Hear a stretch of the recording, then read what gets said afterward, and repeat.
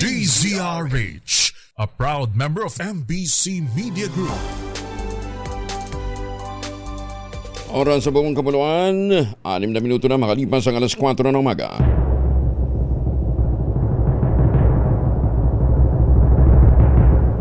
And the Golden Dove for Best Science and Technology Journalist goes to Angelo Palmones, DZRH. Ito na ang 28th KBP Golden Dove Awardee, Best Science and Technology Journalist, si Angelo Palmones sa Magandang Umaga, Pilipinas. DZRH, Magandang Umaga, Pilipinas sa DZRH Radio, DZRH TV at DZRH Online. Kasama si Kuya Angelo Palmones. Magandang Umaga, Pilipinas! Webes tayo ngayon, ika-19 ng Marso 2026. Sa ulo ng ating mga balita, pagpapatupad ng fairing quiz sa mga pampublikong sasakyan ngayong araw. Naunsyame, hinarang ng Pangulong BBM. 180,000 na mga pulis ipakakalat naman para sa nationwide transport strike. Pamahalaan may alok na libreng sakay sa mga commuter. Emergency Power Bill, pinagtibay na ng Kongreso, perma na lamang ng Pangulong kulang. Pero mukhang nagdidili-dali din ng Pangulo. Impeachment complaints laban kay BP Sara idiniklarang sufficient in grounds. Hearing proper kasado na sa March 25. Dalawang kasulihan sa Nueva Vizcaya at Eastern Samar kinasuhan daw sa overpricing. Amihan magdadala ng maulap na kalangitan na may mahihinang pagulan sa Northern Luzon ayon naman sa Pag-asa. Bagong balita, bagong impormasyon, kasama si Kuya Angelo Palmones. Magandang Umaga, Pilipinas! Kasama pa rin natin ang buong radyo natin FM Nationwide, ang ating mga action radio station sa Luzon, Visayas at Mindanao. 91.7 BNFM Radio sa Cebu at 94.3 FM sa Jensan. Sa detalye ng ating mga balita, patuloy na makararanas na maulap na kalangitan na may mahihinang pag-ulan ang ilang lugar sa Northern Luzon dulot ng Northeast Monsoon o amihan. Ayon sa Pag-asa, partikular na mararamdaman ang naturang kalagayan ng panahon sa Cagayan, Isabela at Aurora. Asahan naman ang bahagyang maulap hanggang sa maulap. Napapawari na may kalat-kalat na pag-ulan sa Cordillera Administrative Region, Ilocos Region, rest of Cagayan Valley. Samantala, localized thunderstorms naman ang magdadala ng bahagyang maulap hanggang maulap na kalangitan na may manakanakang pag-ulan, pagulog at pagkidlat sa Metro Manila sa nalalabing bahagi ng bansa. Paalala ng Pag-asa, ang severe thunderstorm ay maaaring magdulot ng flash floods at landslide sa mga delikadong lugar. Dalawang gasolinahan sa Nueva Vizcaya at Eastern Samar ang kinasuhan ng Philippine National Police dahil sa overpricing ng mga produktong petrolyo. Ayon kay PNP spokesperson, Police Brigadier General Randall Tuanio, na tunugan ang profiteering kasunod ng masusing monitoring at validation katuwang ang Department of Energy. Nagugat ang investigasyon sa mga sumbong na natanggap ng otoridad sa pamamagitan ng 911 hotline mula sa mga concerned citizen. Matatandaang nagpasaklolo na ang DOE sa pambansang pulisya upang higpitan ang pagbabantay laban sa mga gasoline stations na tumatangging magbenta ng langis o kaya naman ay nagpapatupad ng hindi otorisadong price hikes. Samantala, kinumpirma rin ni Tuanio, umabot na sa kabuuang 372 gasoline station sa buong bansa ang pansamantalang nagsara ng operasyon hanggang kahapon. Bunsod pa rin na patuloy na pagsipa ng presyo ng langis at ang sinasabi ng iba, wala daw tayong stock. Wala na silang stock. Pero sabi ho ng Malacanang, don't panic. Everything is under control. Wala pa naman tayong problema. 11 minuto na makalipas ang alas 4 ng umaga. Ay, mga mamis, Laundry Day today ha. Kunot no ka ba kapag makapit, marikit at malupit ang mantsa? All you need is pride. Ba't papahirapan ang self ko sa pride? Easy at worry-free naman ang laundry. Sa Triple Stay Away Formula, tanggal ang matitindi mantsa based on test sa chocolate, mud, and sabon and cotton. Gawa ito ng ACS. Magandang umaga, Pilipinas! Dead on the spot ang Municipal Councilor ng Paglas, Maguindanao del Sur ng pagbabarili ng armadong kalalakihan sa tapat mismo ng kanyang bahay sa Barangay Poblasyon kahapon ito na umaga. Kinilala ang biktima na si Samuan Kitalok, miyembro ng Paglas Sanggunian Bayan, at nagtamo ito ng tama ng bala sa katawan. Agad naman tumakas ang hindi pa nakikilalang sospek sakay ng kulay itim na motorsiklo. Batay sa police report, nakaupo sa tapat ng kanilang bahay ang biktima, kausap ang kanyang kapitbahay ng lapitan ng mga sospek, agad na pinagbabaril. Naniniwala naman ang mga kamag-anak at kakilala ng biktima na posibleng may kaugnayan ng pagpatay sa kanyang aktibo at lantarang pagsuporta sa mga police law enforcement activities sa kanilang bayan. Arestado naman ang Vice Mayor ng isang bayan sa Camiguin matapos na makuna ng illegal na droga at baril. Ayon kay PDEA 10 Regional Director Alex Tamlate, kinilala ang suspect na si alias Lamang na Tata, 68 years old. Bakit? Bakit naman ayaw yung pangalanan si Councilor, Vice Mayor? Isinagawa ng mga otoridad ang operasyon alas 11:50 ng gabi sa Parok 3, Barangay North Poblasyon, Ginsiliban, Camiguin. Nasamsam mula kay Vice Mayor ang 5 heat seal transparent plastic sachet ng shabu, nagkakahalaga ng mahigit sa 100,000 pesos. Nakunan din siya ng 9mm pistol at mga bala. Nasa kustodiya na ng PDEA 10 si Vice Mayor habang sumasailalim sa investigasyon. Nasabat naman ng mga otoridad ang aabot sa 6.46 million pesos na halaga ng hinihinalang smuggled na sigarilyo sa isang checkpoint sa Maguindanao del Norte. Nahuli ang kontrabando sa loob mismo ng isang cement mixer truck. Inarang ito sa routine inspection sa Sitio Marayag, Barangay Bayangan Norte sa bayan ng Matanog. Ayon sa PNP, laking gulat ng mga ahente nang may malaglag na kahinahinalang pakete mula sa loob ng mixer drum. Kaya agad naman silang nagsagawa ng masusing inspeksyon. Bonsor nito, kumpiskado ang kabuang 7,550 rims ng iba't ibang brand ng sigarilyo matapos mabigo ang driver at ang helper na magpakita ng anumang kaukulang dokumento nasa loob ng mixer. Akala nyo may tatago ha? Sino nga naman mag-iisip na sa loob ng mixer sigarilyo? Arestado ang 30 anyos na truck driver at 20 anyos na helper na kapwa residente ng Zamboanga City. Magandang umaga, Pilipinas! Yan ang patunay na wala kang krimeng may tatago. Bakit? Minalas may nalaglag. O edi yun, nakita. Ay nako.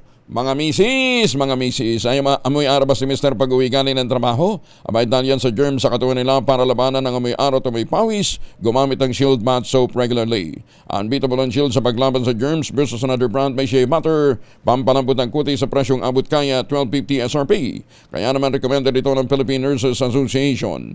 Kaya mga misis ay challenge you subukan ng Shield Bath Soap. Galit sa sakit may malasakit, sulit na sulit. Bagong balita, bagong impormasyon. Kasama si Kuya Angelo Palmones. Magandang umaga, Pilipinas! Alas 4:15. Oy, nagbabalik ha sa March 29 ang paboritong Link Bingo event ng bayan ng Philippine Amusement and Gaming Corporation. Ang kabuuang premyo 2.9 million pesos tax-free. Ang ungunahan ng Casino Filipino Angeles ang 1K pesos for 2 million peso nationwide Link Bingo Games. Lalaroin ito sa mga sangay ng Casino Filipino sa Bacolod, Cebu Puente, Grand Regal sa Davao, Ilocos Norte, Iloilo, Mactan, Olongapo at Tagaytay. Kaya sabay-sabay po ang laro mula Luzon, Visayas hanggang Mindanao. Sa halagang 1,000 pesos per ticket, makakakuha ang bawat kalahok ng 4 na bingo cards na pwedeng gamitin sa 10 laro. Meron pong 100,000 pesos na premyo sa bawat game doon sa unang 9. Pero yung ikasampu, yung huling round, ang nakatayan po ay guaranteed na 2 million pesos must-go jackpot prize. Ang Link Bingo Series na ito ay bahagi ng programa ng PAGCOR na maghatid ng kapanapanabik ngunit responsableng gaming experience at mailapit ang bingo sa mas maraming Pilipino. Para sa karagdagan detalye, tawag po kayo sa 0906-574-1935 o maaari din bisitahin ang www.casinopilipino.ph o i-follow ang official Casino Pilipino Facebook page. Suspindido muna ang expanded number coding scheme sa Biyernes sa March 20. Bukas po yan, araw ng paggunita ng Idul Fitr. Sa isang advisory, sinabi ng Metropolitan Manila Development Authority o MMDA, otomatikong suspindido ang coding tuwing opisyal at special non-working holiday. Dahil dito, malayang makakabiyahe ang mga sasakyan na may mga plakang nagtatapos sa 9 at 0 sa mga pangunahing kalsada sa Metro Manila sa naturang araw kung meron kayong gasolina. Kung wala, pumirmi kayo. Pinapayuhan naman ng MMDA ang mga motorista na planuhing mabuti ang kanilang biyahe, lalo't inaasahan na naman ang pagdagsa ng mga biyahero sa mahabang weekend. Paalala rin ng ahensya, lagong sundin ang mga panuntunan sa mga kalsada para iwas disgrasya at abala. Magandang umaga, Pilipinas! Pinag-iingat ng Philippine National Police ang mga mahihilag mag-vlog gamit ang Artificial Intelligence o AI sa kanilang mga video. Ito ang babala ni PNP Chief General Jose Melencio Nartates Jr. makaraang i-flag ng PNP Anti-Cybercrime Group ang kumakalat na AI-generated video kung saan makikita ang isang pulis na muna gumagawa ng kalokohan sa loob ng isang fast food sa isang fast food restaurant. Ayon kay PNP Chief Nartates, bagamat suportado nila ang digital transformation, hindi dapat gamitin ang AI para sa clout chasing na content na nakakasira sa imahe ng buong kapulisan. Paalala ng PNP, pinapayagan lamang ang mga uniform officers na mag-vlog kung ito ay may kaugnayan sa opisyal na aktibidad ng pulisya at may konsiderasyon sa seguridad. Samantala ay natasa naman ng Anti-Cybercrime Group natuntunin ang pinagmula ng nasabing peking video upang makapagharap ng kaukulang kaso sa mga nasa likod nito. 18 minuto na makalipas ang alas 4, inaasahang makatutulong naman ang isinasagawang road repairs ng Department of Public Works and Highways sa Andaya Highway. Ito ay sa Camarines Sur para mapagaan ang daloy ng trapiko sa nalalapit na Holy Week Rush. Ayon kay Public Works Secretary Vince Dizon, kabilang sa mga natapos ng repair works ang reblocking ng Manangle Village sa Pokot at ang road sleep repair sa bayan naman ng Lupi. Sinabi ni Dizon, mabebenepisyohan nito ang mga bumibiyahe galing at papuntang Bicol, gayon din ang biyaheng Visayas at Mindanao na dumadaan rin sa Andaya Highway. Ang naturang kalsada ay bahagi ng Maharlika Highway na nagsilbing major corridor para sa mga southbound traveler at kadalasang nakararanas ng heavy traffic lalong-lalo na tuwing peak travel periods dahil nga sa, halimbawa, katulad nga nitong Magsisimana Santa. Magandang umaga, Pilipinas! 19 na minuto na makalipas ang alas 4 na umaga.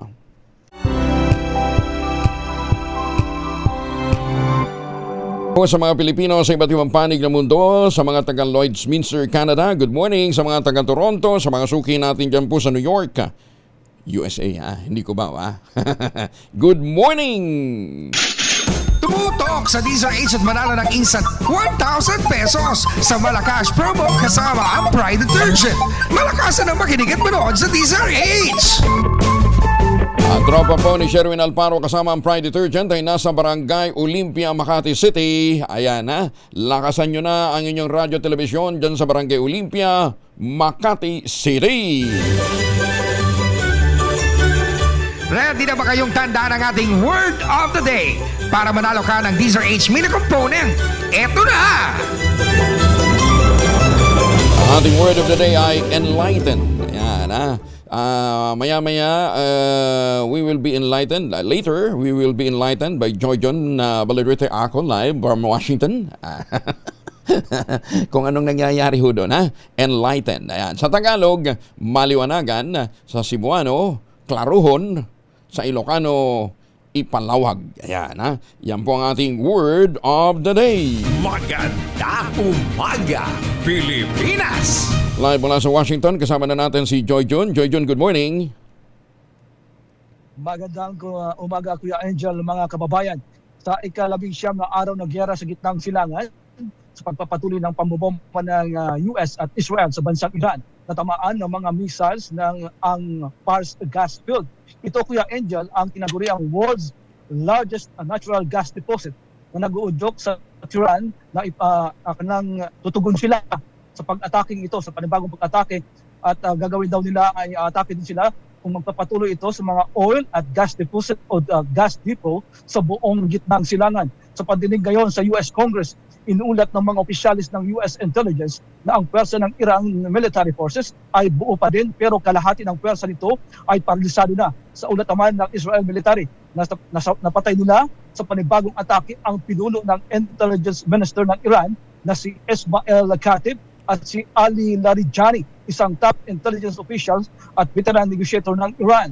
Dahil dito, pumalo na ang presyo ng crudo sa world market mula sa $100 kada bariles. Ito ngayon, Kuya Angel, ay tumaas na ng 5% at nasa $108 kada bariles. Samantala, nadismaya naman si US President Donald Trump sa mga kaalyado ng bansa sa Europa dahil sa pagtanggi ng suporta sa Amerika at Israel sa pagsisikap na buksan ang Strait of Hormuz. Binatikos din ng White House ang ilang mga opisyalis at ilang mga opisyalis ng US intelligence sa ginawang pag-resign ni Joe Kent, ang pinuno ng US Counterterrorism Director. Mahigit sa 300 katao na ang nasawi sa Iran, Kuya Angel, ayon sa US-based Iran Human Rights Group na HRENA, ay 900 na ang nasawi sa Lebanon at sinasabi ng Lebanese Health Ministry. Dosi-dosinong nasawi na sa ibang lugar at buong gitnang silangan, kabilang ang 13 tropa ng Estados Unidos.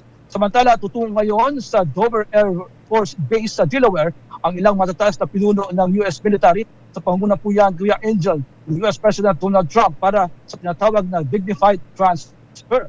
Ito ang huling pagpapatuloy o pagpupugay sa 6 na magigiting na sundalo ng Amerika na nag-alay ng buhay sa kasalukuyang giyera sa Middle East.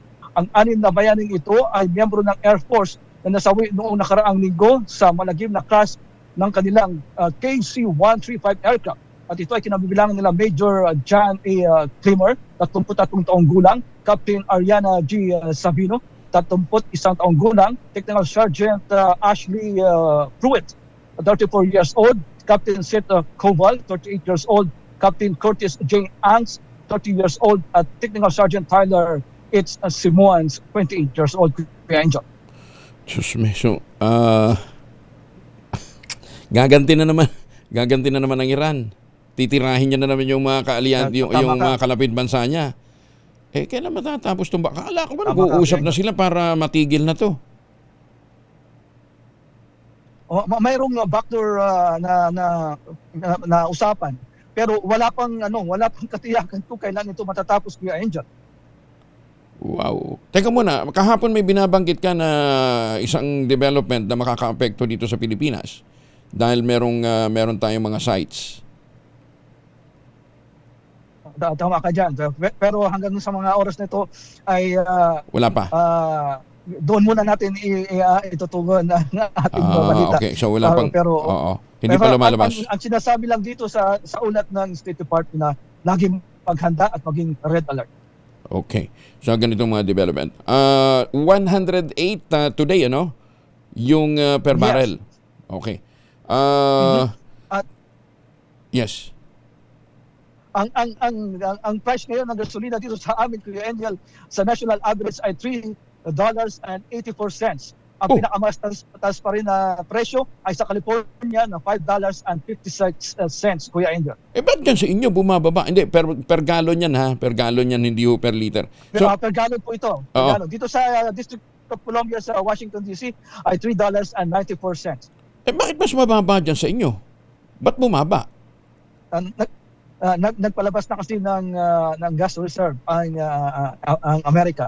Kaya kampante kami ngayon sa aming presyo ng aming mga gasolina dito. Kasi kailangan nyo talagang gasolina dahil nga sa may ano ulit dyan, di ba? May snowstorm? mayroon pa rin. Ngayon ay ang nararanasan namin ngayon ay malakas na hangin na pumapalo ngayon sa 25 miles per hour. Pero kahapon, itong nakalipas na mga araw, nung Lunes at kahapon, Tuesday, ay pumapalo sa 30 miles per hour na hangin at pumapalo hanggang sa 70 miles per hour. Talagang, pero ngayon, malamig pa rin po, Kuya Angel.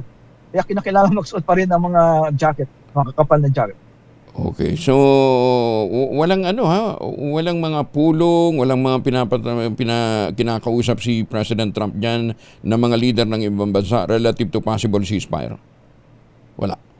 Puro backdoor channel ang ginagawa nila ngayon, Kuya Angel. Sige. Maraming salamat sa mga latest development na yan, Joy Jun. Medyo lalo akong nalungkot. mukhang Lahat tayo ay ito lang ang sinasabi ng karamihan at lalo na ako syempre manalangin po tayo sana matapos na ang giyera nito sa gitnang silangan.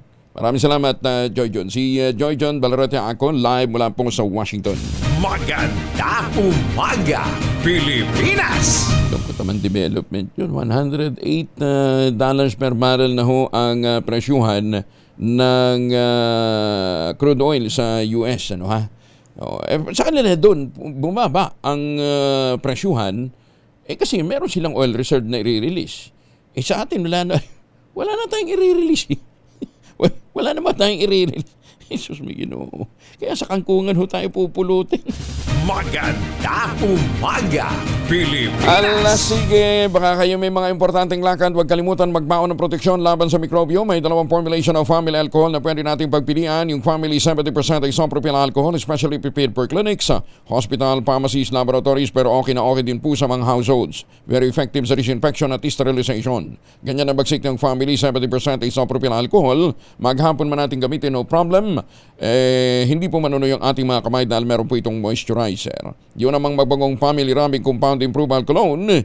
Ayun po yung mabangong isopropyl alcohol na ginagamit po ng mga masahista, mga barbero, mga doktor, mga nurse, mga kumadrona for sponge, bathing, and other cleansing purposes. Family rubbing alcohol parang di siya reachable na sa mahabang panahon. Mabibili sa namang butik at convenience stores nationwide. Family rubbing alcohol, hindi lang pampamilya, pang sports pa. Pasayahin nga muna natin ang umaga. Tumutok sa DZRH at manalo ng instant 1,000 pesos sa Malakas promo kasama ang Pride Detergent. Malakasan ang makinig at manood sa DZRH! Mamigay na lang muna tayo ng pera. Pandagdag din ho ito sa pambili ng gasolina. May kasama ng nahuli si Sherwin Alparo mara dyan sa barangay Olympia, Makati City.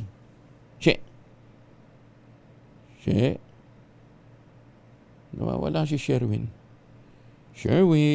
Yuhu! Maganda umaga, Pilipinas! Yung binabanggit nag-uusapan namin kanina ni Joy John, meron hong mga initial information doon na nakatagdaning maglabas ng paalala ang Washington, kaugnay naman ng mga nakakalat na mga EDCA sites dito po sa ating bansa. Na magpapasaklolo ang Department of Public Works and Highways sa mga scientists mula sa Project Nationwide Operational Assessment of Hazards o Project NOAA para maayos ang kontrobersyal na Matalahib Creek Pumping Station sa Quezon City. Ayon kay Public Works Secretary Vince Dizon, sakop nito ang hindi pa rin natatapos na flood control project sa Barangay Talayan at Barangay Santo Domingo sa lungsod. Sa halipan niyang makatulong sa paglaban sa baha ay pinalalamang nito ang sitwasyon sa lugar dahil sa maling disenyo sa master plan. Sinabi ni Dizon, isa sa mga pangunahing problema ng Matalahib Creek Pumping Station, nahaharang nito ang tubig galing sa Balintawak. Kaya nagkakaroon ng matinding pagbaha. Para magkaroon ng mabisang solusyon dito, sinabi ng kalihim, magbibigay sila ng mga posibleng option sa Project NOAA na sila namang magre-rekomenda kung anong pinakamainam na gawing hakbang. Balikan na natin si Sherwin. Angel, eto nga at nahuli natin itong bigasan sa Barangay Olympia dito sa Makati na nakatutok sa DZRH. Tatay, pangalan nyo? Pampilo Togano Jr. Si Pampilo Lacson. Yes, sir. Hindi ba? Togano. Pampilo Togano. Si Ah. Tatay Pampilo Togano na palagi kayo nakatune in sa DZRH. Opo, sir. Tuwing anong oras kayo nagbubukas ang bigasan? Alas 3:30. Alas 3:30, nakabukas na ang radyo, nakabukas na rin ang bigasan. Yes, sir. Nakatutok na kagad sa Hindi, DZRH. tsaka syempre maraming Opo. maaga Yan ang balita mili-mili. talaga number 1 yan eh. Ayan. Anong probinsya mo, Tay? Bicol po. Bicol, Uragon, si Tatay. Opo. Oo. Kumusta? Saan ho sa Bicol? Sa Catanduanes po, sir. Katanduanes, Diyos maray nga aga, Manong. Ayan. Yes, mabalos sa matabi. Ayan. Sige, bigyan na natin yung premyo, Sherwin, para huwag mo madisturb yung pagbibenta ni Tatay. Tatay, sino paborito mong announcer tuwing umaga? Si Angelo Palmores. Angelo Palmones, ito meron kang 1,000 pieces. Sa iyo po yan. Ayan. Salamat po, sir. At kailangan masagot nyo na ating word of the day para makuha nyo yung ating additional na mga premyo. Yes, sir. Hindi po yun ang word of the day. Sorry po. Hindi. Ano ang ating word of the Ilaw. day? Ang ating word of the day ay ilaw. O, may light din naman yun eh. Enlighten. Enlighten. Enlightened. Enlighten. Ayan. Enlighten. Dahil dyan, nakuha mo ang ating medium component atid sa atin ng Astron, ang official radio set partner ng DZRH, alagang Astron, alagang maasahan. At syempre meron ka rin tatanggapin na grocery bag mula sa ACS at sa DZRH. At ang pinakabago, pinakamalaki, pinakamabango, ang Pride with Fabric Conditioner, Korean Strawberry Bloom Detergent Powder with Stain Away Formula, 2 kilo yan, kaya kahit gano'ng karaming nabahan, ubus yan. And speaking of labahan, hindi mo nalalabhan, isusot mo na kagad ang pinakabago disenyo ng DZRH t-shirt na minomodelo ng pinakabatang may malalim na dimple na nagtitinda ng bigas. Salamat po, sir. Salamat, idol. Walang ano man, Tay. Mabalos. Maraming salamat po. Mabalos tayo. Gandang umaga po. Ayan. Okay. Sige. Maraming salamat. Siyempre sa mga nais manalo ng 1,000 pesos na kinubutong sa DZRH, baka kayo nasusunod natin winner sa DZRH Malacash promo kasama ang Pride Detergent. Aris number 6, Sherwin Bat Alfaro DZRH, una sa Pilipinas, una sa Pilipino. Maraming salamat, Sherwin. Daming fans ni Tatay. Ayan. May pahabak kakayungan sa mga suki natin dyan sa Pampanga. Magandang umaga sa mga taga-Arayat. Larry Sigwa, good morning. Lang, tutok na sa DZRH Radio, DZRH Facebook, DZRH YouTube, at DZRH TV. Baka ikaw na ang susunod na winner sa DZRH Malacash promo. Buti pa si Kuya Ramon Ulod dyan sa New Jersey ka ba, Kuya? Malamig, pero at least mura gasolina pa nila dun. Maagang nag-ikot naman ang Pangulong Bongbong Marcos Jr. sa Agora Market sa San Juan City kahapon po ito para inspeksyonin ang presyo at supply ng mga pagkain at iba pang mga pangunahing bilihin. Kabilang sa inspeksyon ng Pangulo kasama ang Department of Trade and Industry at Department of Agriculture, ang Timbangan ng Bayan, Bantay Presyo Bulletin Board, gayon din ang mga fish, meat, fruit at vegetable at poultry section. Ayon kay Agriculture Secretary Francisco Chu Laurel Jr., batay sa isinagawang monitoring, may sapat na supply ng bigas at iba pang pagkain.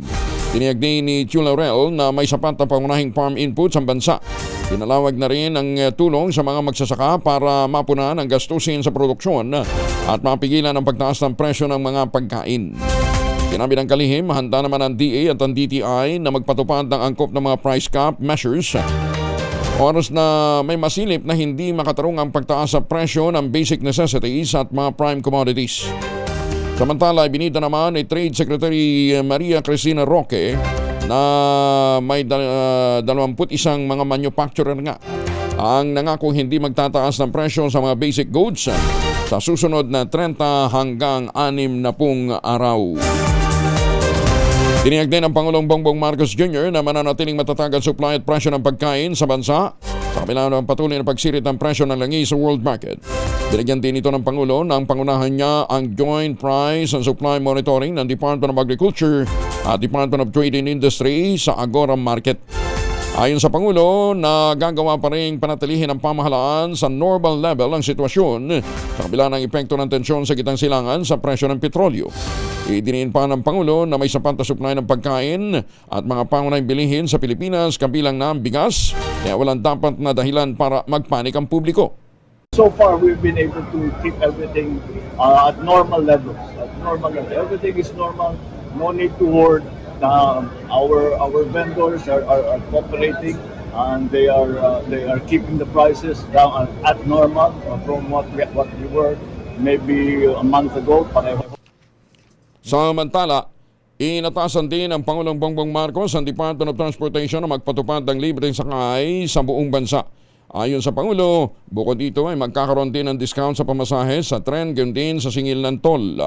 Iginit ng Presidente na magpapatuloy ang hakbang ng pamahalaan para matiyak na normal at maayos ang pamumuhay ng bawat Pilipino at hindi maramdaman ng publiko ang bigat ng epekto ng sigalot sa gitnang silangan. OTR ay pinutusan ko na sisimula na ang libreng sakay sa buong Pilipinas. At pwede po ninyong gamitin muna yan para pangbawas gastos sa pang-araw-araw.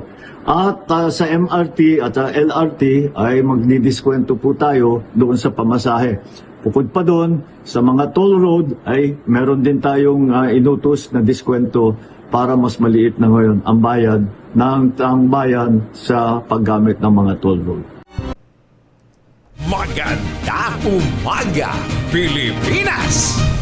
Magandang umaga sa mga taga Santa Maria, Laguna. Inalampag naman ni House Speaker Faustino D. III ang Department of Budget and Management dahil sa manoy mabagal na pagpapalabas ng pondo. Kasunod dito na maulat na hindi pa na i-release ng DBM ang budget para sa mga mahalagang proyektong pang-infrastruktura at iba pang programa. Ayon kay Speaker D, mapupunta lamang sa wala ang pagpasa ng mga magagandang proyekto sa ilalim ng national budget kung hindi may patutupad ng maayos at hindi naman makakarating sa publiko sa itinakdang panahon. Malinaw naman na niyang handa ang mga mambabatas na magpasa ng batas at maglaan ng pondo para sa mga inisyatibang makatutulong sa publiko. Ngunit kailangan ding masiguro ng Kamara na ito'y mararamdaman ng mga benepisyaryo. Pakiusap din ni Speaker D sa Department of Budget and Management gawin ang tama at mabilis ang kanilang trabaho para maimplementa kaagad ang mga programang tutugon sa pangangailangan ng publiko. Dinipensahan ng mga netizen ang pambabatikos ng ilan sa relief packs na ipinamahagi ng grupo ni Senator Bong Go sa mga residenteng nasunugan sa Quezon City. Ito'y makaraang mag-viral sa social media ang isang video kung saan kinikistyon ng isa sa mga nakatanggap ng ayuda kung bakit hindi puno ang relief goods ang balde na pinaglagyan nito. Nagreklamo pa. Komento ng netizen, sana ay magpasalamat na lamang ito sa iniabot na tulong ng senador dahil ang mahalaga naman ay nagpapakita ito ng kahandaang umalalay sa mga nasunugan. Maging ang ilang lokal na opisyal ay pinagtanggol din si Senator Bongo laban sa nila'y malisyosong social media post ng mga kritiko ng senador. Samantala sa halip na buwelta sa issue, nagpasalamat na lamang si Senator Go sa mga opisyal ng barangay dahil sa ipinagkaloob sa kanyang pagkakataon na makapagserbisyo kahit sa abot lamang ng kanyang makakaya. Magsiservisyo po ako sa inyo sa abot po ng aking makakaya. At bukas po ang aking opisina. Huwag ko kayong mag-atubiling lumapit po sa akin. Literally, ang opisina ko bukas talaga yung pinto. Magandang umaga, Pilipinas! Korte Suprema magdaraos ng kauna-unahang nationwide judiciary fund run sa March 22. Detalye ng balita mula kay Boy Gonzalez sa RH29. Boy, good morning. Good morning, Kuya Angel. Magdaraos ang Supreme Court ng kauna-unang nationwide judiciary fund run sa Marso 22 sa 2026 bilang bahagi ng ika-125 anibersaryo nito. Sasagawa ang sabayang takbuhan sa iba't ibang judicial region sa buong bansa kabilang ang Maynila, Cebu, Davao at iba pang lugar na inaasang lalawkan na humigit kumulang sa 7,000 kalahok mula sa hudikatura. Sa National Capital Judicial Region, magsisimula ang fund run alas 4 na madaling araw sa Supreme Court Courtyard sa Padre Paura Ermita Daraanan sa Rosa Boulevard. May 4 na kategorya ang takbuhan, 10K, 5K, 3K at 1.25K na sumisimbolo sa ika-125 anibersaryo ng Korte Suprema. Bahagi ng programa ang warm-up exercise, safety briefing at awarding ceremony na inaasang matatapos bago mag-alas 8 ng umaga. Pinapayuhan ng mga kalahok na magdala ng sariling tumbler bilang pagsunod sa no single-use plastic policy ng Korte Suprema. Ang aktibidad ay bahagi ng Strategic Plan for Judicial Innovation o SPJI 2022-2027 na naglalayong isulong ang kalusugan at kapakanan ng mga kawani ng hudikatura. Ito si Boy Gonzales para sa Disares, una sa Pilipinas, una sa Pilipino. Maraming salamat, Boy. Ingat ka rin dyan. 42 makalipas ang alas 4 ng umaga. Ay, magandang umaga, Ma'am Evan lang. Dyan po sa Las Vegas. Good morning. At sa mga suki nating nakakalat sa iba't ibang panig ho ng mundo. Midnight Singers, dyan po sa San Diego, California. Good morning. Boss Junior Pau. Ingat ka dyan, ha? Iginiit naman ni Surigao del Sur Representative Romeo Momo na dapat nang madaliin ng Philippine Contractors Accreditation Board ang pag-iimbestiga at pag-release ng anumang desisyon sa mga nasuspending kontratista dahil sa maling pagkakasangkot sa flood control scandal. Ayon kay Congressman Momo, mas mainam nang magkaroon ng resolusyon na mag-uubligan sa PICAP na bilisan ang pagsisiyasat para malift na yung suspensyon ng mga lehitimong kontraktor na dadamay lamang sa mga kontrobersiya dahil nga po sa maling-maling coordinates ng mga proyektong isinumite ng DPWH. Giniit ni Congressman Momo, bukod sa nabawasan ng mga kontraktor na nagpapatupad ng government projects dahil sa umiiral na suspensyon, marami ring ilagdang sumali sa mga bidding dahil sa patuloy na pagsirit ng presyo ng petrolyo. Bunsod nito, apektado na rin niya ang mga tauhan ng mga construction company na saklaw naman ng no work, no pay policy. Asa na yung paliwanag ni Congressman Romy Momo? Sana ang pick-up din, well, siguro maggagawa rin tayo ng resolution urging pick-up na to expedite the investigations on mga suspended contractors in view of the alleged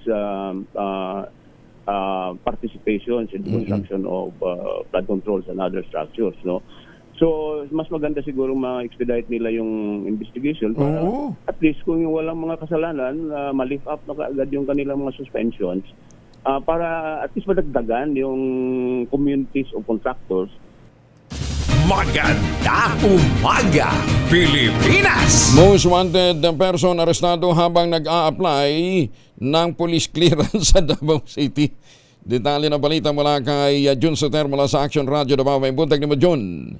Mayong buntag usab Kuyang Angel, arestado ang isang 39 anyos na lalaki matapos matukoy na may nakabinbing warrant of arrest habang nag-a-apply ng police clearance sa Police Station 3 Talomo Police Station, Matina, Davao City, Marso 17, 2026. Kinilalang suspect sa alias na Vince na nagtungo sa istasyon upang magproseso ng kanyang police clearance nang lumabas sa sistema na siya ay isang wanted person. Agad na binaripika ng mga operatiba ang kanyang record sa pamamagitan ng National Police Clearance System bago isa nagawa ang pag-aresto sa loob mismo ng himpilan sa Matina Crossing bandang alas 2:11 ng hapon. Napagalaman na may umiiral na warrant of arrest laban sa suspect na inilabas noong 2014 dahil sa paglabag sa Section 16 ng Republic Act 9165 o Comprehensive Dangerous Drugs Act of 2002 kung saan walang inirekomendang piyansa. Ayon sa pamunuan ng istasyon, patunay ang insidenteng ito na epektibong gumagana ang mga sistema ng kapulisan sa pagtukoy ng mga individual na may kinakaharap na kaso. Ito si June Soter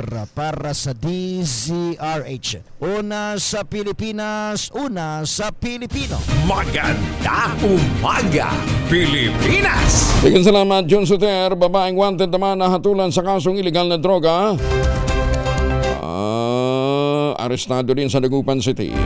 Detalye na balita mula kay Freddy Pajardo, Aris 38. Masantos siya kabasan at kamin sa ating mga kababayan dyan sa Magasinan, Freddy. Masantos siya kabusan Kuyang Angel. Halos 3 taon ding nagtago sa batas ang isang 42 anyos na ginang na residente ng Barangay Bunuan, Gizet, Dagupan City na nasa kote kahapon pasado alas 11:50 ng umaga sa Barangay Poblacion Oeste sa lungsod. Batay sa ulat ni Dagupan City Police Director Colonel Arnold Solomon, ang matagumpay na pagkasakote ng kanyang mga tauhan na pinangunahan ng Police Station 6 katuwang ang City Intelligence Unit, City Investigation and Detection Management Unit sa ginang na kumbiktado ay sabi siya ng warrant of arrest na pinalabas ng Regional Trial Court Dagupan City sa kinaharap nitong kaso ng paglabag sa Republic Act Numbers 9165, the Comprehensive Dangerous Drug Act of 2002 upang pagsilbihan nito ang naging hatol sa kanya ng hukuman. Sa ngayon nasa kustodiya ng Dagupan City Police ang ginang at ngayong araw ay nakatakdang ilipat na siya sa BGNP Dagupan City. Mula sa Action Radio Pangasinan, ito si Freddy Pajardo, Aris 30, nag-uulat para sa DCRH Una sa Pilipinas, Una sa Pilipinas. Maraming salamat, Freddy. Binigyan din naman ni Senator Bongo ang kahalagahan ng pagkakaroon ng mas pinaigting na due process safeguards para sa mga Pilipino. Ito ay makarang pagtibay ng Senado ang Senate Resolution number 307 na naglalayong tiyakin ang mahigpit na pagsunod sa due process bago isuko ang sino mang Pilipino sa jurisdiksyon ng ibang bansa. Ayon kay Senator Go, dapat linawin ng Korte Suprema ang gray area sa extradition rules para maiwasan ang paglabag sa karapatan ng mga mamamayan. Sinabi pa ng Senador na ang naturang resolusyon na hindi lamang para makataka sa pananagutan kundi upang matiyak na walang Pilipinong mawawala ng kalayaan nang hindi dumaraan sa tamang proseso ng batas sa Pilipinas. Ginawa ni Senator Go ang pahayag ilang araw matapos naman ang unang anibersaryo ng pagkakadala sa dating Pangulong Rodrigo Duterte sa International Criminal Court sa The Hague, Netherlands. Magandang umaga, Pilipinas! Ay, magandang umaga muli sa mga Pilipino sa iba't ibang panig ng mundo. Ohayo gozaimasu sa mga Pilipino dyan sa Japan, sa mga suki natin mga seafarers. Good morning! Baka pabalik na kayo ng Pilipinas. Abay, wag nang magpasalubong ng imported na tsokolate. Meron po tayong tangerine chocolate. Ito ay brand ng mga magniniyog ng mga magsasaka dyan po sa lalawigan ng Quezon. Sa tulong po ni Dr. Helen Tan, yung po mga planting material ng kakao galing Davao, hinakot po ito para maitanim sa ilalim po ng mga nyugan. Kaya ngayon ay nagpuproduce na sila ng declared na cacao beans, pinoprocess para maging tangerine chocolate. Available yan sa 0919-095-5935. Tangerine chocolate 100% gawang lokal but taste and looks global. Tinulungan po ito ng DTI at ng DOST. May mahigit 10 variants po ang tangerine chocolate, ang raw material galing din po sa ani ng mga magsasaka. I-check po ninyo sa tangerinechocolate.ph. Ang sabi nga ni Dr. Helen Tan, sino bang magmamalasakit sa Pilipino kundi ang kapwa Pilipino? Kaya sa bawat tangkilik natin ng tangerine chocolate, pinalalakas natin ang loob ng ating mga magsasaka. Pinalalakas natin ang ating lokal na ekonomiya. Tangerine chocolate 100% gawang Pinoy. Sana naman daw po tangkilikin ng bawat Pinoy. Magandang umaga, Pilipinas! 49, makalipas ang alas 4.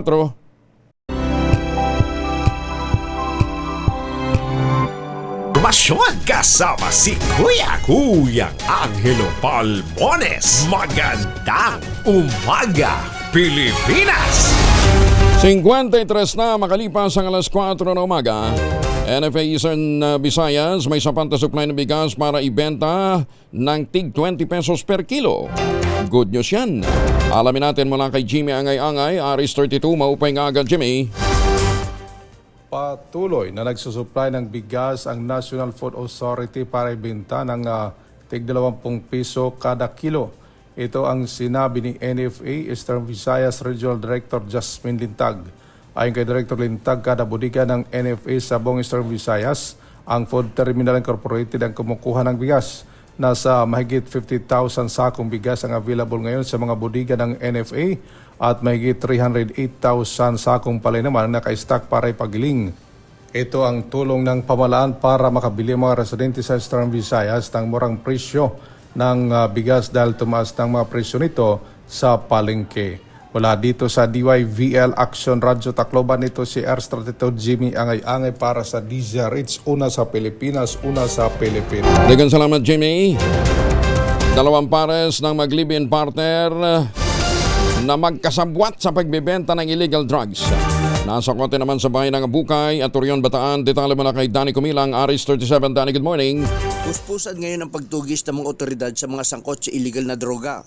Dalawang magpares na mag-live-in partner ang matagumpay na nasa kote sa kanilang illegal na pagbebenta ng droga sa bayan ng Abukay at Orion Bataan.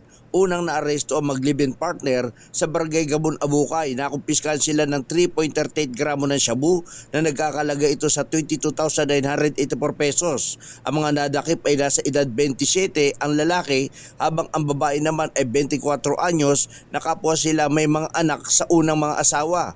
Sumunod na naaresto ang mag-live-in partner sa Barangay Puting Buhangin, Orion Bataan.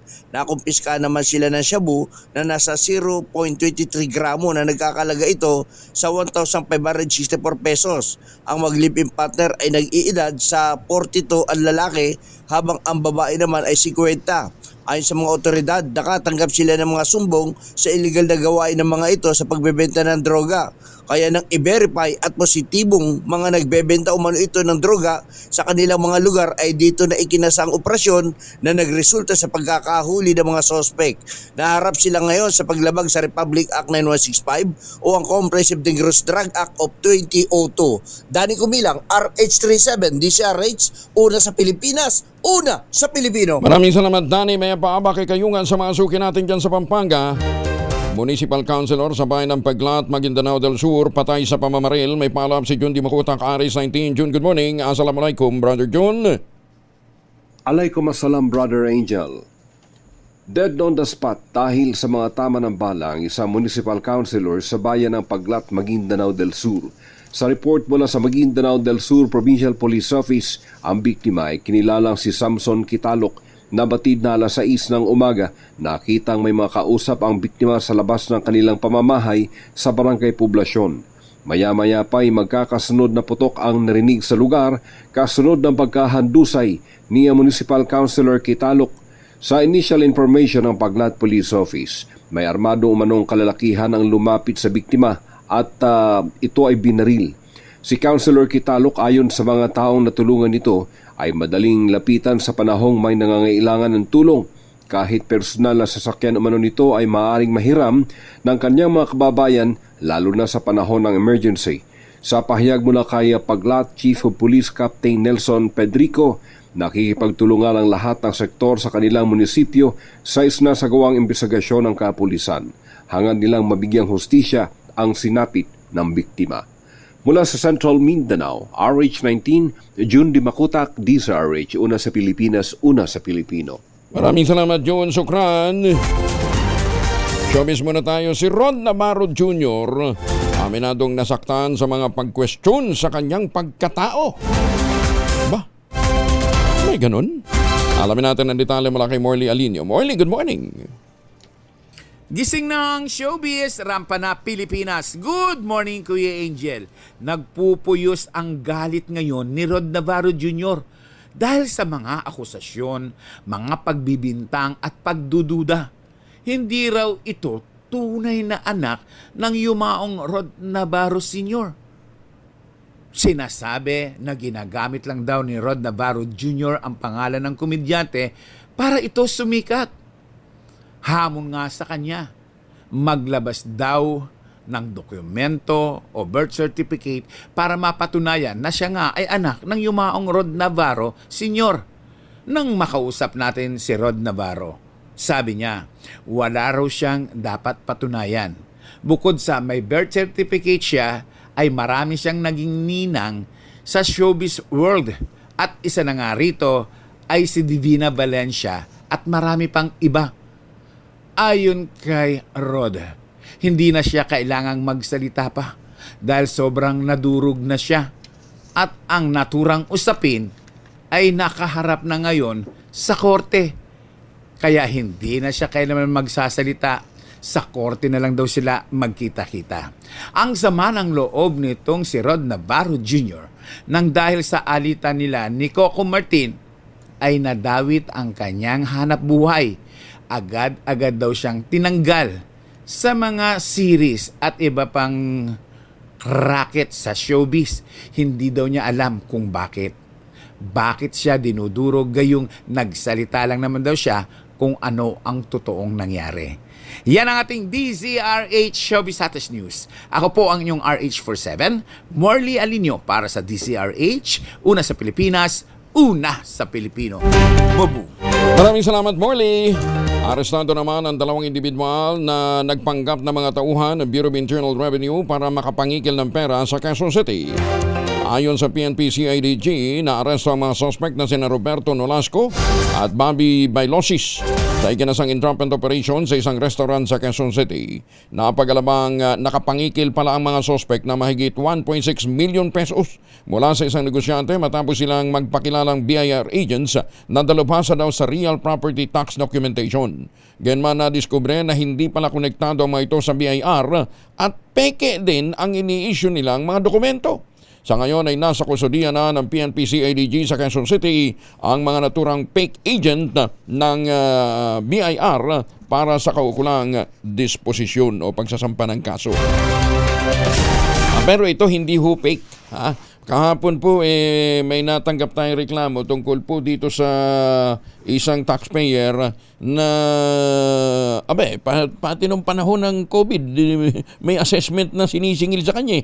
Oo. Tapos sa kabila ng kanyang pagbabayad na ng 20% ng pauna doon sa assessment sa kanya, ginarnish pa rin yung kanyang ari-arian.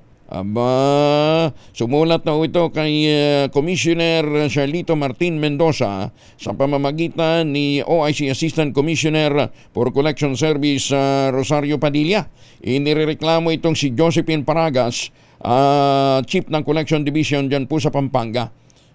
Bakit nga ganun? Willing naman ho ang taxpayer na magbayad. Bakit pa bago-bago yung mga patakaran? Pangalawa, nung panahon ho ng COVID, suspended nga po yung panininga. COVID nga wala ngang negosyo diba? Mantakin nyo pati ho nung mga panahon yun, meron ho siyang assessment, diba? At dahil sinisingil siya ng 38 million yata, kung hindi ako nagkakamali, sinisingil ho siya ng 38, sabi niya, saan ko naman nanakawin yun, diba? Ultimo yung mga sasakyang na ibenta niya, inassess pa, at kasama sa ginarnish, sabi niya, minsan gusto ko na magpakamatay. Wag ho. Diba? Kasi sabi niya, hindi ko maintindihan dito sa Pilipinas. Gusto mong magbayad ng tax. Commissioner Mendoza, paano makakakota? Diba? Hindi nyo ina-actionan diba, binabanggit ko na nga sa inyo. Eto din, nireklamo yung si Douglas Rupino dyan po sa Cebu. Pinagmamalay ka nito, bata daw siya ni Secretary Frederick Go. Kaya hindi daw ho siya pwedeng masaling doon basta-basta. Matakin mo, hindi naman large taxpayer, kinaklasify na large taxpayer. Bakit o kanyo? Yung mga large taxpayer kasi ina-advance na nila yung kanilang koleksyon. Sinisingil ito. Sabi nila, yung nagdaang administrasyon, yung administrasyon ni Commissioner Lumagi, na-advance na kami na singil sisingil. Ito ngayon, crisis. Paano naman kahit na singilin nyo kami ng sobra-sobra, advance, saan kamay ng Diyos namin huhugutin?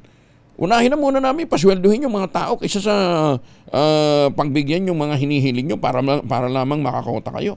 Ayan Commissioner Mendoza, akala ho natin magkakaroon ho ng pagbabago dyan sa inyong tanggapan.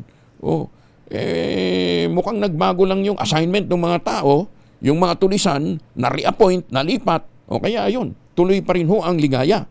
Sabi ng iba, mahirap na matsugi ngayon. Bakit? Hindi pa ako nakakakota. Magandang umaga, Pilipinas! Alam nyo, ano yung kota nyo? Hindi pa sila nakaka-recover nung kanilang ginastos. Ko, para saan sila gumastos? Bakit naman? Anyway, Commissioner, tingnan ho naman niyo ito. Patakin ho ninyo, taxpayer na yung nagre-reklamo, gustong magbayad. Diba?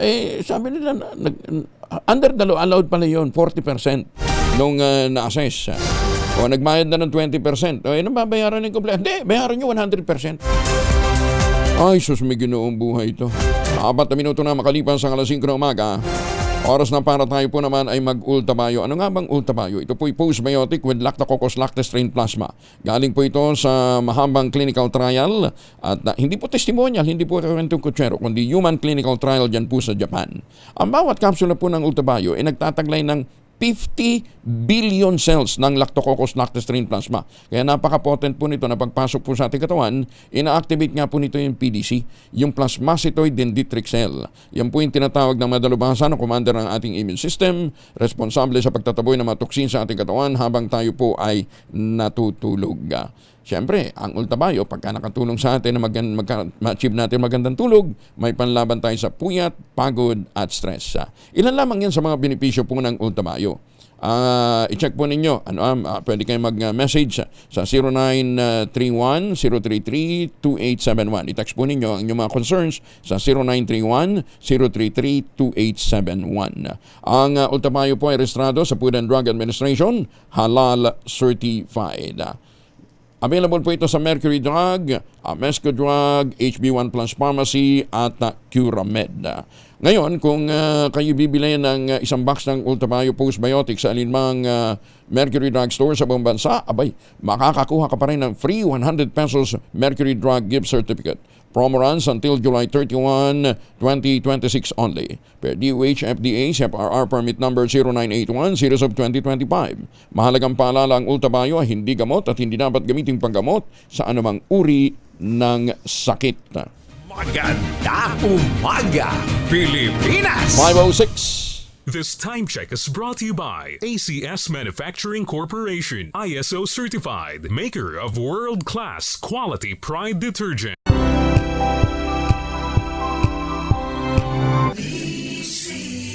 Manila Broadcasting Company. DZRH, a proud member of MBC Media Group. Bagong balita, bagong impormasyon, kasama si Kuya Angelo Palmones. Magandang umaga, Pilipinas! Thursday na ho tayo ngayon, March 19, 2026. Para ho doon sa mga magtataka mamaya, bakit hindi na-adjust ang pamasahe? Medyo binawi ho muna ng Pangulo yan, ha? Kaya suspended muna. Alamin muna natin ang lagay ng panahon mula sa Pag-asa. Kasama natin si Janelle Dominguez. Ma'am Janelle, good morning. Magandang umaga din po sa inyo, Sir Angel, at magandang umaga din po sa mga taga-subaybay po natin para sa ating weather update.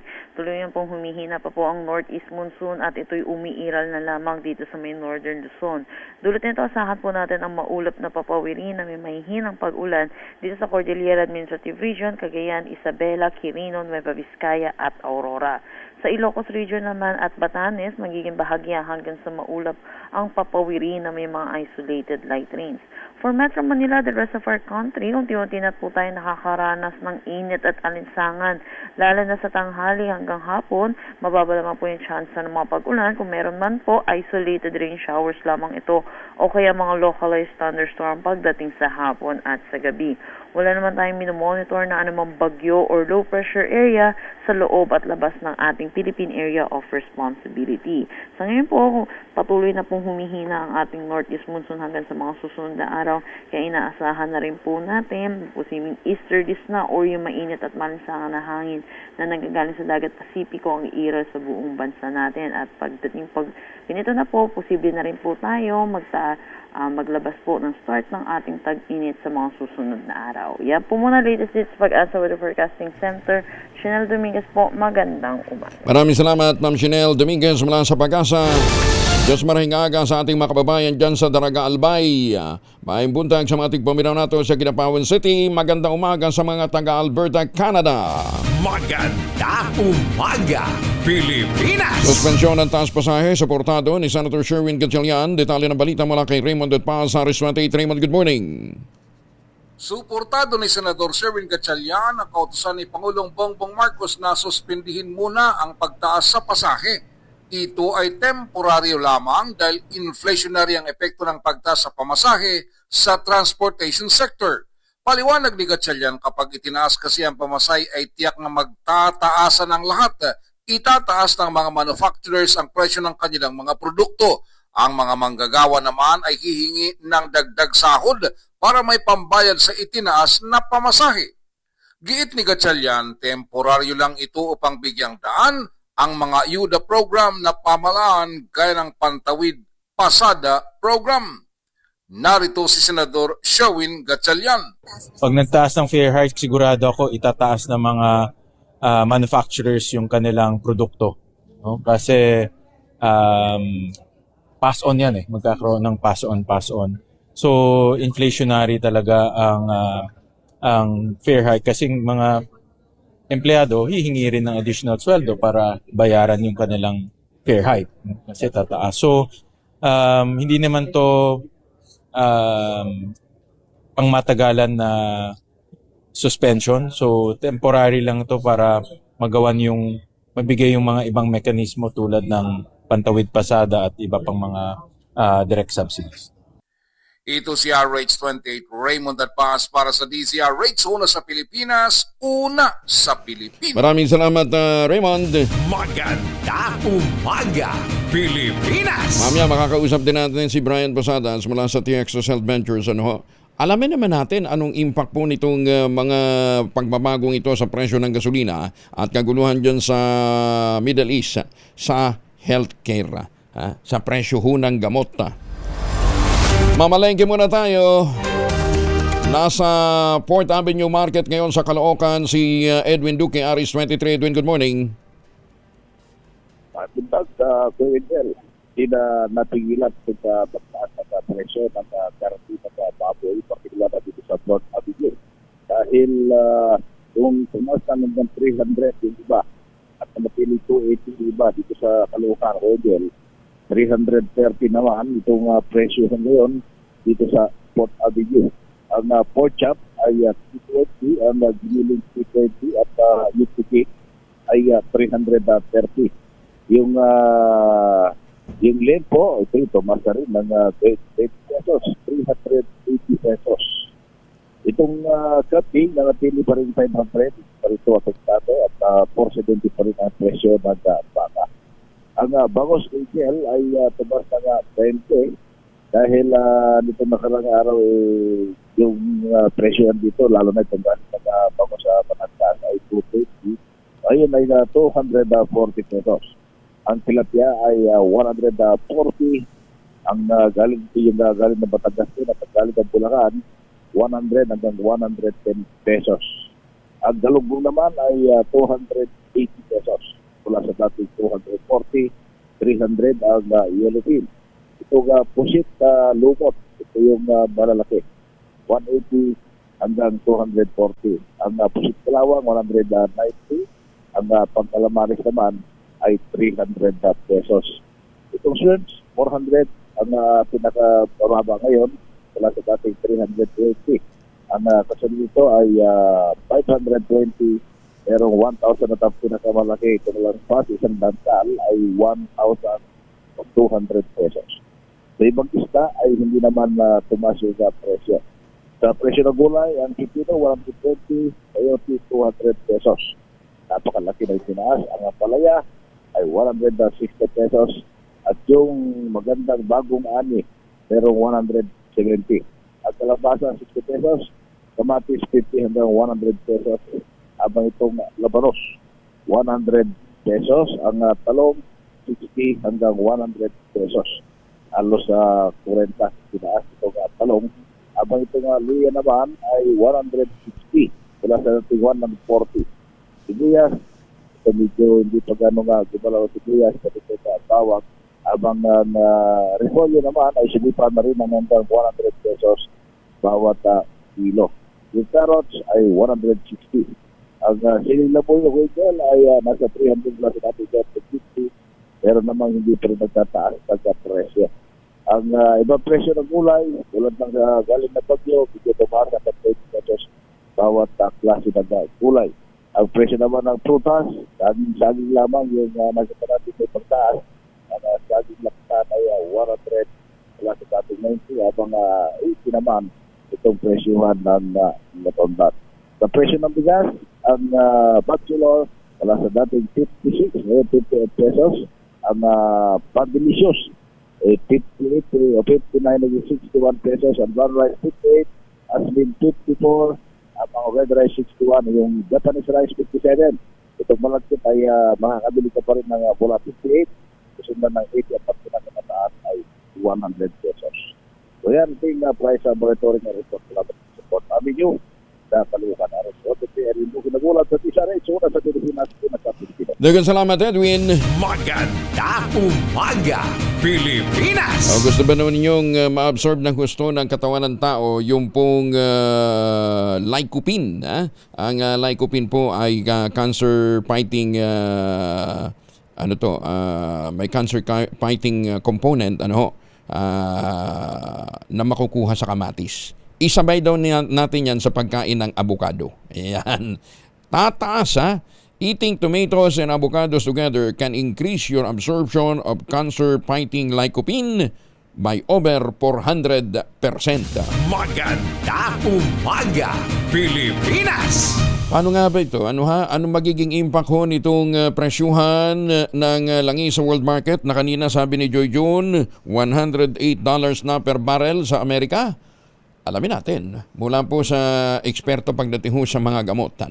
Si Boss Brian Posada. Sir Brian, good morning.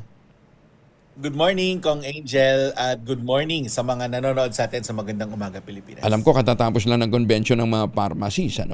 So, anong napag-usapan doon? Actually, Doc, ang convention ng mga pharmacists will be on April. April pa ba? Sa Vigan, Ilocos Sur. Ang magkakaroon ng convention in the coming days is the Drugstore Association of the Philippines. Yan, Wow. sila ang magkakaroon ng convention, yes. Saan yan? Usually, ang nakikita natin convention ngayon, yung mga summits yan ng mga pharmaceutical companies at the start of the year. Kailan yung convention ng summit ng mga drugstores?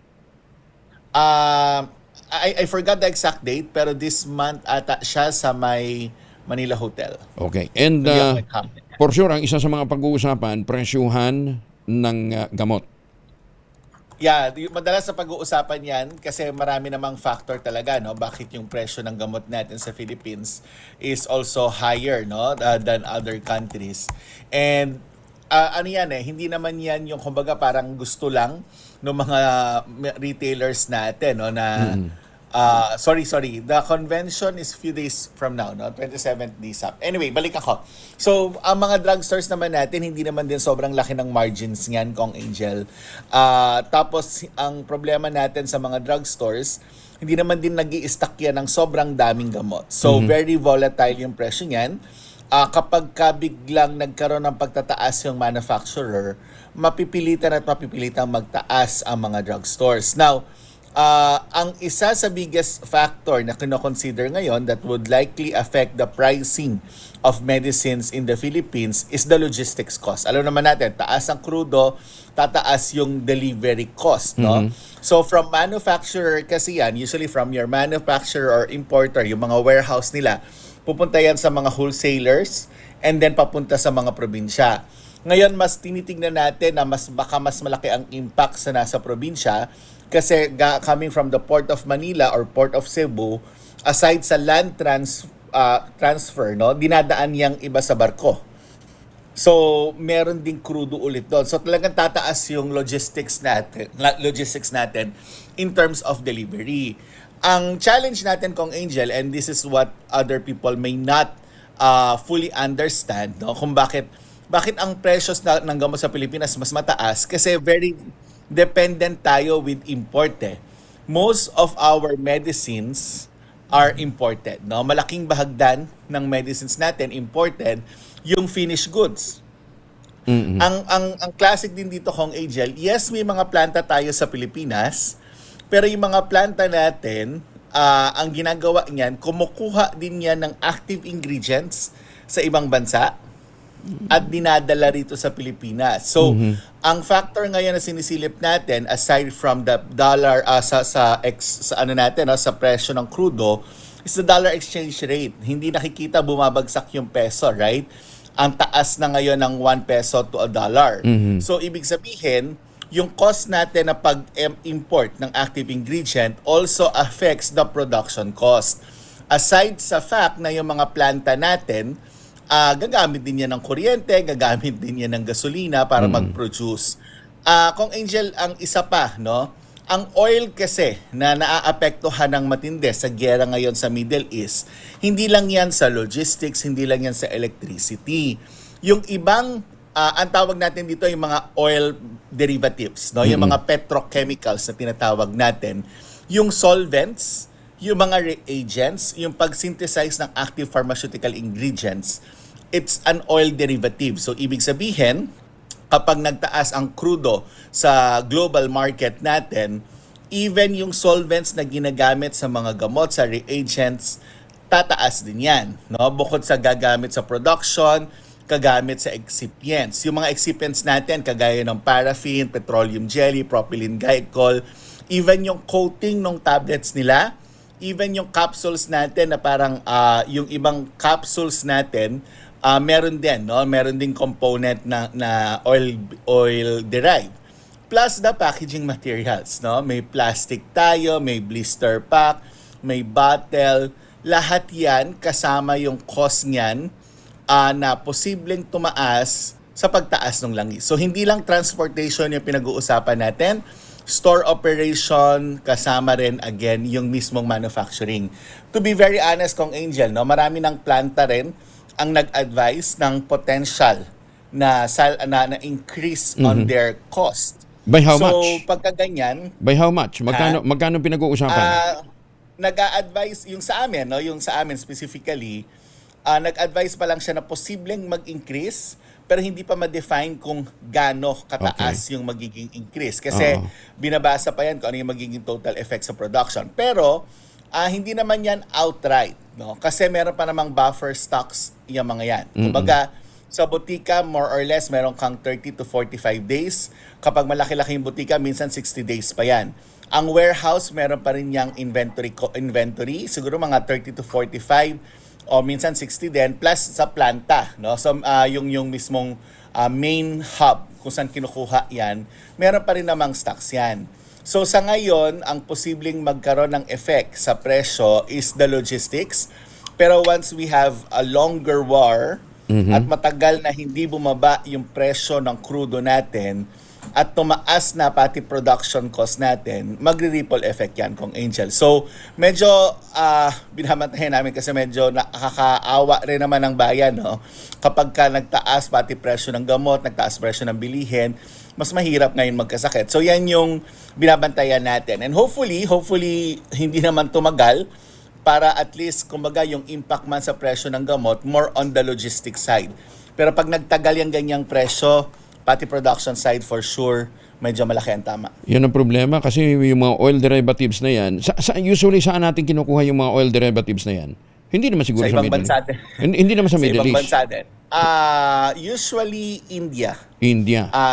India, Japan. Pag yung mga yung mga excipients, India, Japan, iba-iba na yung source niyan, no? Pero most of our finished goods is also coming from India. So yung shipment cost going here, yan yung posibleng tamaan dyan, no? But of course, we don't know fully gaano katagal Pagka tumagal ng husto to, may tama at may tama talaga. Kaya bawal magkasakit. Hindi tayo dapat magkasakit sa mga panahong ito. Palakasin nyo ang inyong immune system. Ayan, ha?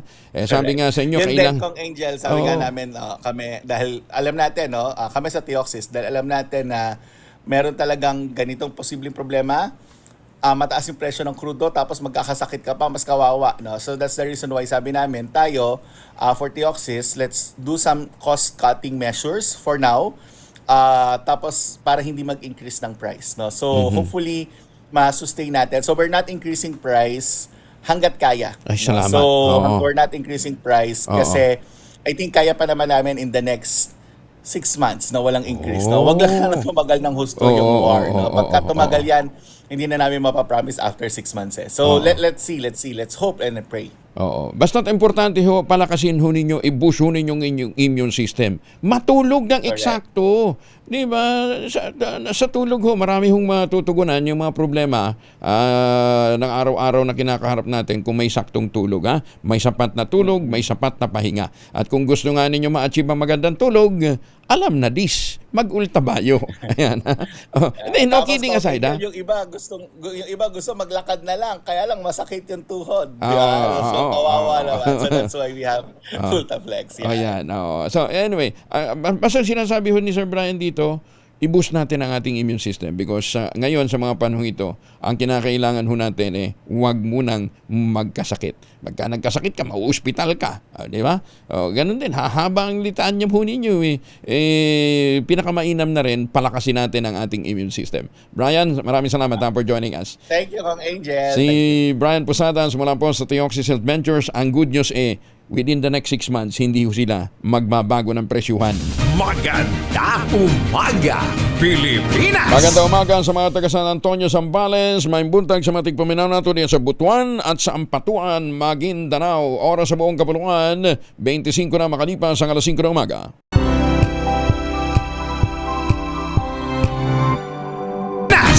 32 na makalipas ang alas 5 ng umaga, may dalawang formulation ng family alcohol na pwede nating pagpilian. Pwede nating baunin proteksyon ng pamilya laban sa mikrobyo. Yung family 70% ay isopropyl alcohol, specially prepared for clinics, hospital, pharmacies, laboratories, pero okay na okay din po sa household use. Very effective yan sa disinfection at sterilization. Ganyan na bagsik ng family, 70% ay isopropyl alcohol. Maghapon man natin gamitin, no problem. Hindi po manunuyo ating mga kamay dahil meron po itong moisturizer. Yun namang mabagong family rubbing compound improvement alcohol. Ayun po yung mabagong isopropyl alcohol na ginagamit po ng mga masahista, mga barbero, mga doktor, mga nurse, mga komadrona for sponge and other cleansing bathing and other cleansing purposes. Family rubbing alcohol parang DCRH book na sa mahabang panahon. Mabibili ito sa anumang butik at convenience stores nationwide. Family rubbing alcohol, hindi lang pampamilya, pang sports pa. Maganda umaga, Pilipinas! Ay, teka muna, nagpapasalamat po si Mayor Seni Sarmiento Mendoza sa lahat po ng mga nakiramay at nakipaglibing sa kanyang yumaong kapatid na si Attorney Renato Rene Sarmiento ng Barangay Kiling, Talisay, Batangas. Mayor Seni, muli nakikiramay ho kami sa inyo at nagpapasalamat nga si Mayor Seni, si Dr. Seni sa mga nakiramay at naghatid sa huling hantungan sa kanyang kapatid. Good morning, Ambassador Hariang Ping, at maganda umaga din kay Justice Energito, kay Justice Max De Leon, Justice Raul Villanueva, at kay Ma'am Sally, Tita Sally, mahal po ni Justice Raul Villanueva. Good morning, ingat po kayo. Maganda umaga, Pilipinas! DBM kinalampag sa delayed release ng pondo na nakakapekto sa paghatid ng serbisyo sa mga mamamayan. Detalye ng balita mula kay Manang Milky Rugunana, RH12 para Milky. Pinamamadali ni House Speaker Faustino D. III sa Department of Budget and Management ang release ng pondo kasabay ang panawagan na ang paggabalam ng mga serbisyo ay nakaapekto sa ating mga kababayan. Ginawa ni D ang panawagan sa DBM sa kanyang closing speech bago mag-adjourn ang sesyon ng Kongreso para sa Lenten break. Apela ni D sa DBM na bilis-bilisan ang trabaho para maipatupad na ang mga programang sasagot sa pangailangan ng ating mga kababayan sa iba't ibang mga rehiyon. Gate ni D, huwag sayangin ang oras at huwag paghintayin ang taong bayan.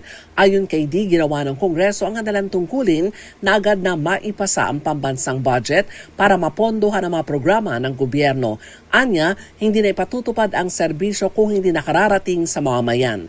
Narito si House Speaker Faustino D. III. Sa mga kaibigan natin sa DBM, ayusin niyo naman ang inyong trabaho. Bilis-bilisin niyo naman ang inyong mga pagkilos. Gawin niyo naman ang inyong mga tungkulin para maging maayos at maipatupad na ang mga programang sasagot sa kasalukuyang pangangailangan ng ating mga kababayan sa iba't ibang mga reyon. Ako si Milk Reguna, nagulat para sa DZRH, una sa Pilipinas, una sa Pilipino. Maraming salamat, Manang Milky. May bago ng Deputy Speaker ang mababang kapulungan ng Kongreso. Sina Pangasinan Representative Maria Rachel Arenas, Cebu Representative Vincent Franco Prasco at Bacolod City Representative Alfredo Albi Benitez.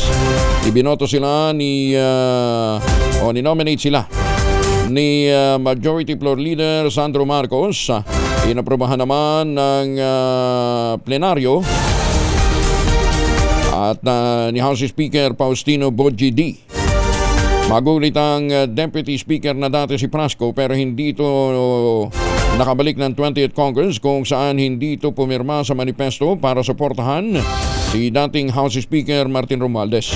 Samantala, nilinaw naman na mananatili bilang independent bloc nilinaw nito na mananatili silang independent bloc at hindi magiging parte ng minority o majority group. Showbiz na nga muna tayo. Katniel, masaya na daw sa kanilang buhay pag-ibig. Yan ang babalita sa atin ni Gorgie Rula. Gorgie, good morning. Kanya-kanya ng paandar ang dating magkasintahan at magka-love team na Katniel sa kani-kanilang love life. Ilang beses nang spotted sa mall si Catherine Bernardo kasama si Mayor Mark Alcalan ng Lucena City. Wala pa rin silang sinasabi o inaamin sa kanilang relasyon, pero hindi lang minsan kundi ilang beses silang nakikitang magkasama, kaya lalong pinag-uusapang sila na nga, pero iniiwasan itong sagutin ni Catherine Bernardo. Si Daniel Padilla naman ay naliling kay Kyla Estrada at ilang beses na rin silang nakukunang magkasama. Merong sa mall, sa charity works ni Daniel na sinusuportahan ni Kyla, nagbakasyon sila out of town at ang latest ay sa birthday party naman ni Kyla na kumanta pa roon si Daniel. Pati ang mga kapatid ni Daniel ay nandun din na nakili-celebrate sa aktres. Kaya mukhang masaya na ang Katniel sa kanilang love life at lalong nawawala ng pag-asang magkasama sila muli sa isang proyekto. Gorgie Rula po nag-uulat mula sa showbiz ng DZRH, una sa Pilipinas, una sa Pilipino. Maraming salamat, Gorgie. Magandang umaga sa mga taga-barangay in Guadalupe, Inupacan, Leyte. May taon pa lang gano'n na Inupacan. Sa mga taga-Quezon, naku, maraming salamat ho sa inyong pinoproduce na cacao beans. Ano, ha? Sa tulong po ni Dr. Helen Tan, yung pong mga planting material ng cacao galing Davao, hinakot po ito para maitanim sa ilalim po ng mga nyugan dyan po sa lalawigan ng Quezon. Nagpo-produce na ho sila ng dekalidad na cacao beans, pinoprocess para maging tangerine chocolate. Yan po ang brand ng mga magniniyog at mga magsasaka dyan po sa lalawigan ng Quezon. Available ito sa 0919-095-5935 o dili kaya i-check po ninyo sa tangerinechocolate.ph. Nandun po yung listahan ng mahigit 10 variants ng mga raw material ay galing din po sa ani ng mga magsasaka. Tangerine chocolate 100% gawang lokal but taste and looks global. Tinulungan ito ng DTI at ng DOST. Sabi nga po ni Dr. Helen Tan, sino bang magmamalasakit sa Pilipino kundi ang kapwa Pilipino? Kaya sa bawat tangkilik natin ng tangerine chocolate, pinalalakas natin ang loob ng ating mga magsasaka, pinalalakas natin ang ating lokal na ekonomiya. Tangerine chocolate, 100% gawang Pinoy. Kaya pakiusap ni Dr. Helen Tan, sana naman ay tangkilikin ng mga Pinoy. Maganda umaga, Pilipinas! 39, makalipas ang alas 5.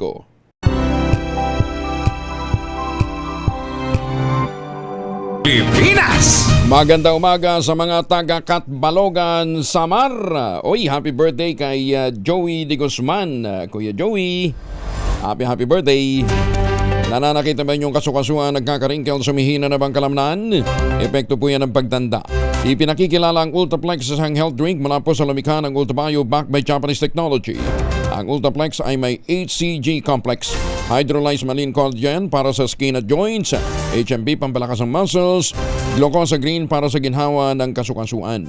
Available in coffee with stevia at powdered drink mix. Kayang bawin ang galaw, sigla at ganda kahit nagkakaedad na with proper diet and exercise.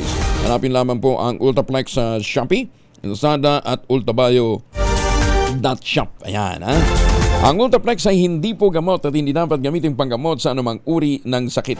If symptoms persist, consult your doctor. Palalawigin pa ng Commission on Elections ang filing ng application ng mga political party at organisasyon para naman sa Bangsamoro parliamentary elections.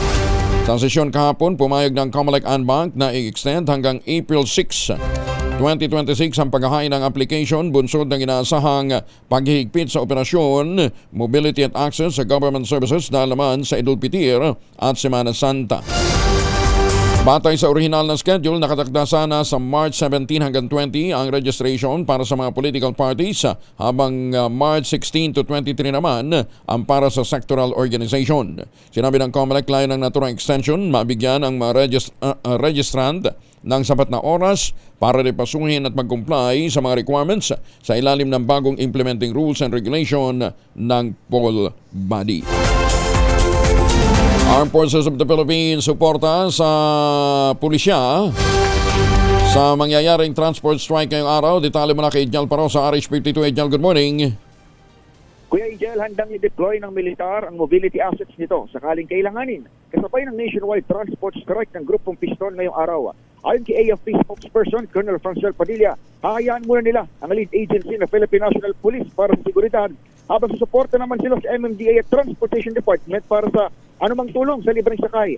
Tiniyak ni Padilla ang mahigpit na ugnayan ng AFP National Capital Region Command o NCRCOM sa NCRPO ng PNP upang i-monitor ang anumang posibleng banta sa bahagi ng NCRPO. Halos 10,000 pulis ang ipinadeploy ni PNP Chief Police General Jose Melechio Nartates Jr. upang pantayan ang transport strike at tigil pasada. Bahagi ito ng 85% na deployment o buong persa ng pambansang pulisya na ready umano para sa police possibility. Depende sa magiging sitwasyon sa iba't ibang rehiyon. Samantala, Kuya Angel, sitwasyon sa mga lansangan ngayong umaga, maluwag pa sa EDSA San Juan southbound hanggang sa may Ortigas, papasok gayon din sa may Pasig Boulevard at maging dito sa A. Mabini kung saan tayo naroroon. May mga nakikita pa tayong jeepney sa kabila ng bantang tigil pasada. Pero dito sa area ko, nagsisimula na mag-set up ang ilang rarista sa kanilang programa na maagang sisimulan, partikular dito malapit sa Plaza Rizal sa lungsod ng Pasig. Ako si Edniel Parrosa, Razor H. Una sa Pilipinas, una sa Pilipino. Maraming salamat, Ijel. Samantala, ilang vegetable farmer daw po ng Bulacan tigil na muna sa pagtatanim. Hala, bakit? Detalye ng balita mula kay Giselle Ricaport, RH15. Giselle, good morning. Good morning, Kuyang Angel. Inulat ng Kilusang Magbubukid ng Pilipinas na ilang vegetable farmer na sa Bulacan yung tumigil muna sa pagtatanim sa gitna ng mahal na petrolyo. Ayon kay KMP Secretary General Ronnie Manalo, napilitan naman yung iba na mangutang muna para makabili ng gasolina upang mapaandar yung kanilang water pump doon. Pumalo na anya sa 200 piso ang kada galon ng gasolina para lamang yan sa isang araw o 600 piso kada linggo at pinangangambahan pang tumaas yan. Sabi ni Manalo, lalong naghihirap ang parehong mga magsasaka at mga mangingisda sa domino effect ng mahal na petrolyo dahil lalong nagmahal yung farm input at transportasyon. Tinawag ng grupo na full-blown economic crisis yung nararanasan ngayon pero masyado nilang mabagal yung aksyon ng gobyerno at kulang yung 2,325 piso na ibibigay ng Department of Agriculture sa 4.17 milyon na mga magsasaka at mangingisda. Ito si Giselle Ricaport para sa Razor H, una sa Pilipinas, una sa Pilipino. Maraming salamat, Giselle. 5:51 ang oras sa buong Kapuluan.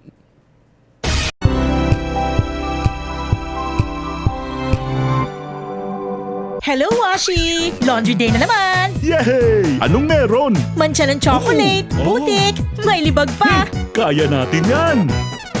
With Pride Washing Machine Detergent, may triple stain-away formula. Tanggal ang makapit, madikit, at malupit na dumit mancha. Kaya easy-easy ang labada. Mula noon hanggang ngayon! All you need is pride! All you need is pride! ACS!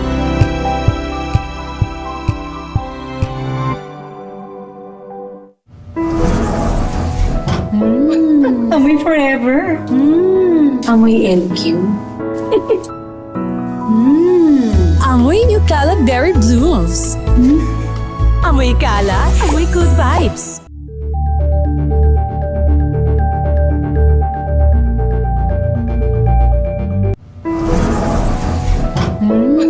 Amoy forever. Amoy LQ. Amoy New Cala Berry Blooms. Amoy Cala, amoy good vibes.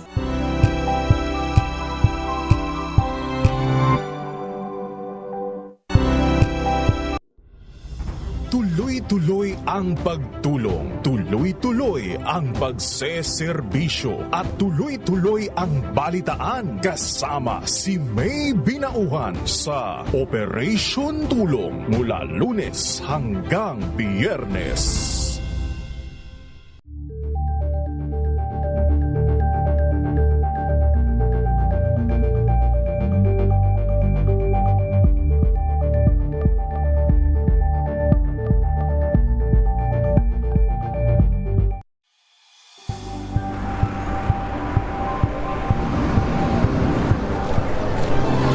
ating mga eksperto. Dito lang sa Expert Opinion. Ito ang The Better News. TNVS. Trending and Isang kwento, iba't ibang anggulo. Dito sa Point. Bawat pananagutan ating tatalakayin dito sa Hoy. Bawal yan. Pilipino, dito lang sa Research TV, Matchable Entertainment and Lifestyle. Ito ang MBC TV Network News. Una sa Pilipinas, una sa Pilipino.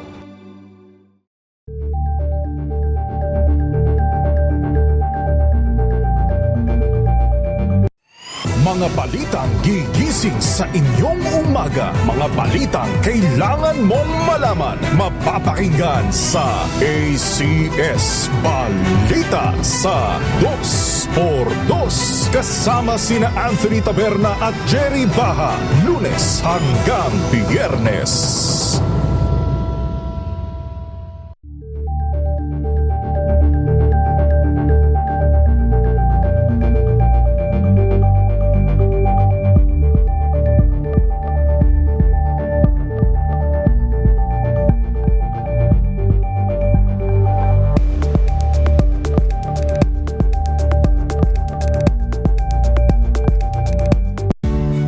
Kasama si Kuya Angelo Palmones. Magandang umaga, Pilipinas!